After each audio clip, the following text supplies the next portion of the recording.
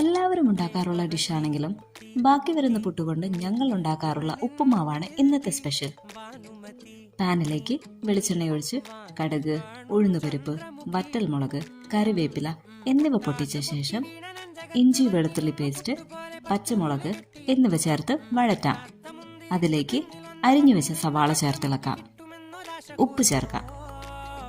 ചെറുതായി അരിഞ്ഞ തക്കാളി ചേർത്ത് വഴറ്റി മഞ്ഞൾപ്പൊടി, മുളകുപൊടി എന്നിവ ചേർത്തിളക്കി അല്പം വെള്ളം ഒഴിച്ചു കൊടുത്ത് അടച്ചു വെച്ച് വേവിക്കാം.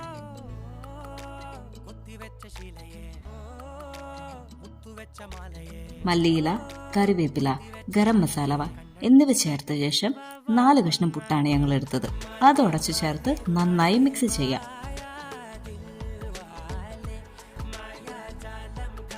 വൈകുന്നേരത്തെ ചായയുടെ കൂടെ കഴിക്കാവുന്ന കിടിലൻ പുട്ട് ഉപ്പുമാവ് റെഡി.